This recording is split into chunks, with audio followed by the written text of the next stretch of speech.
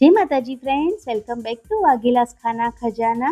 તો આજે આપણે બનાવીશું એકદમ ટેસ્ટી અને હેલ્ધી એવી, શરીર માટે ખૂબ સરસ એવી ગુણકારી ચીલની ભાજી. આ ચીલની ભાજીને હિન્દીમાં બથુઆ પણ કહેવામાં આવે છે. તો આ ભાજી માત્ર 5 જ મિનિટમાં બનીને રેડી થઈ જાય છે.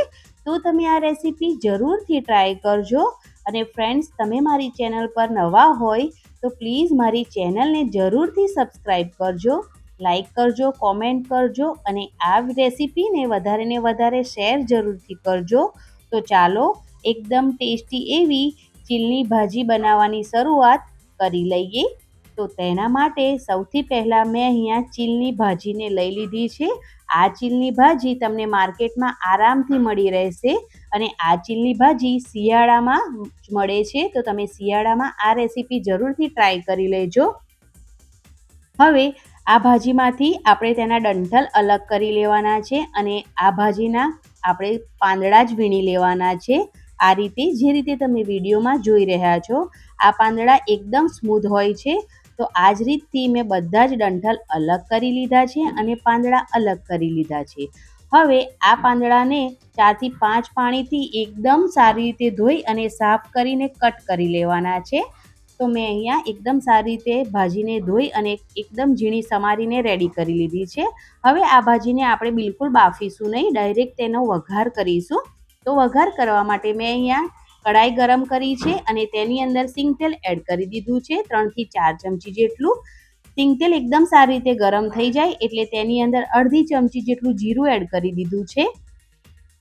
2 લાલ મરચાં એડ કર્યા છે અધવચ્ચેથી કટ કરીને. તેની સાથે એકદમ ઝીણી સમારેલી ડુંગળી એડ કરી છે.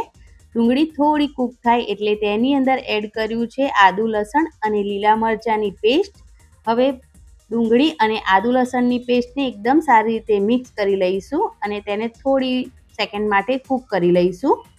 ત્યારબાદ આપણે તેની અંદર એડ કરીશું એકદમ ઝીણા સમારેલા ટામેટાં અને તેને પણ એકદમ સારી રીતે મિક્સ કરી લઈશું. તો ફ્રેન્ડ્સ, આ ભાજી થોડા જ ટાઈમમાં બનીને રેડી થઈ જાય છે, તો તમે આસાનીથી ઘરે બનાવી શકો છો. હવે સ્વાદ પ્રમાણે અહીંયા મરચું પાવડર એડ કરવાનો છે, સ્વાદ પ્રમાણે મીઠું એડ કર્યું છે, થોડો હળદર પાવડર એડ કર્યો છે. તો મસાલાને પણ એકદમ સારી રીતે મિક્સ કરી લઈશું.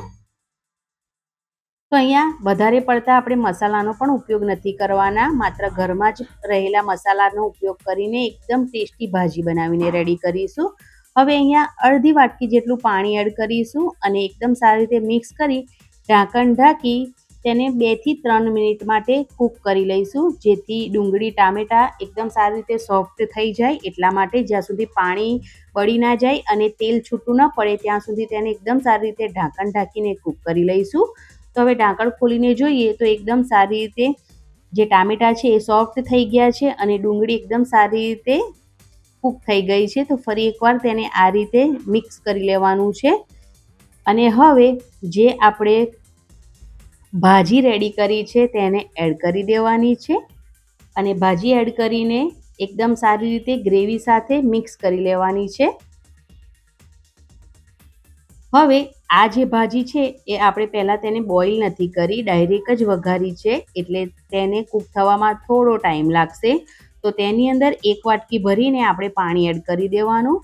પાણી એડ કર્યા પછી ફરી એકવાર બધી જ જે ભાજી છે તેને મિક્સ કરી લેવાની અને એકદમ સારી રીતે ભાજી મિક્સ થઈ જાય ત્યારબાદ એકદમ સારી રીતે ભાજીને કૂક કરવા માટે તેને 5 થી 6 મિનિટ માટે ઢાંકણ ઢાંકી અને કૂક કરવા માટે મૂકી દેવાની. 5 થી 6 મિનિટમાં ભાજી છે એ એકદમ સારી રીતે કૂક થઈ જશે એટલા માટે.